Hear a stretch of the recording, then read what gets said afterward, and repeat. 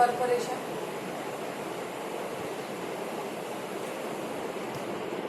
Means company purchase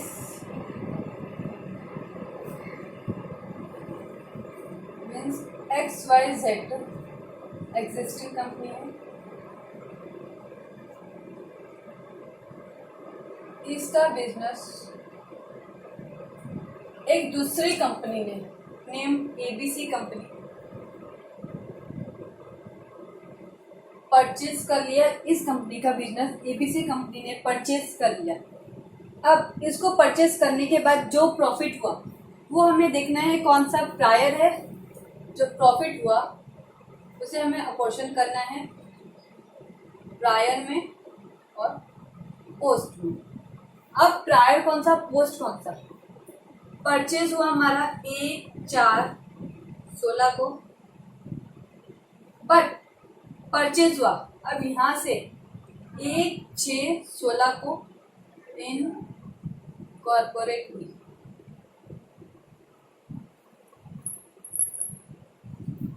ये 2 महीना का 2 मंथ, यहाँ पर जो भी इसे प्रॉफिट हुआ होगा वो है हमारा प्रायर, और यहाँ से 31/3 तक के जो भी उसे प्रॉफिट हुआ वो है हमारा पोस्ट इनकॉर्पोरेशन प्रॉफिट। अब प्रॉफिट तो हो गया, बट इसके इनकम और एक्सपेंसेस को हम अब डिवाइड कैसे करेंगे, उसके कौन कौन से बेसिस है वो देख लेते हैं। पहला है टाइम। टाइम रेशियो में आता है अपना रेंट। रेंट हमें मंथली पे करना होता है, तुम्हारा सेल्स हो ना हो, टर्नओवर हो ना हो या इनकम हो ना हो। Rent, taxes, rates,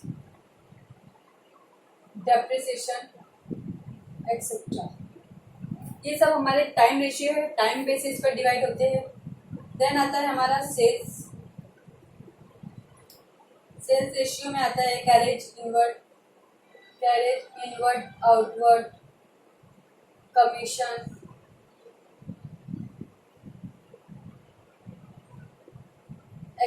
commission, bad debts etcetera.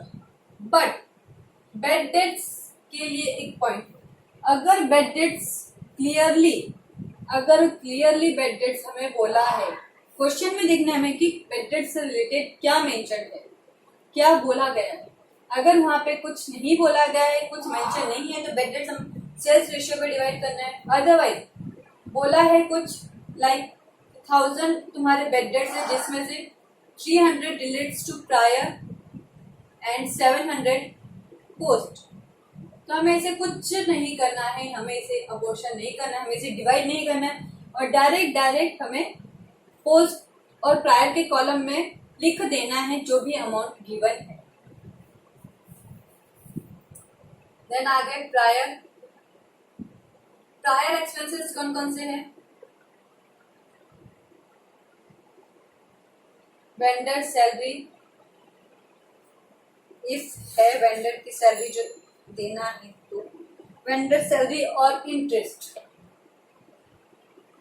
On vendor capital, अगर अभी भी उसकी कैपिटल हमारी कंपनी में, हमारे बिजनेस में लगी हुई है, यूज हो रही है, तो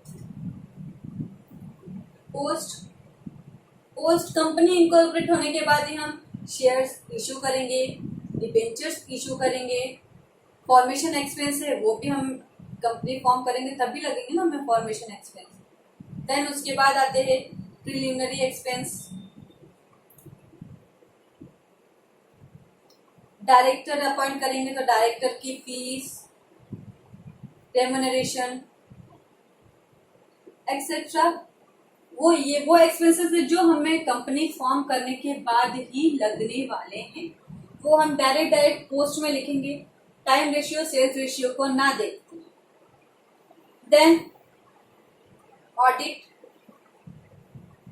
ऑडिट फीस, ऑडिट सभी कराते हैं, ऑडिट सबको कराना जरूरी भी होता है, बट उसमें 2 पॉइंट है। पहला है कंपनी ऑडिट, ऑब्वियस है कंपनी ऑडिट बोला है तो ये पोस्ट ही जाएगा, क्योंकि अगर कंपनी बनेगी तभी तुम उसका ऑडिट कराओगे, मीन्स ये पोस्ट आएगा।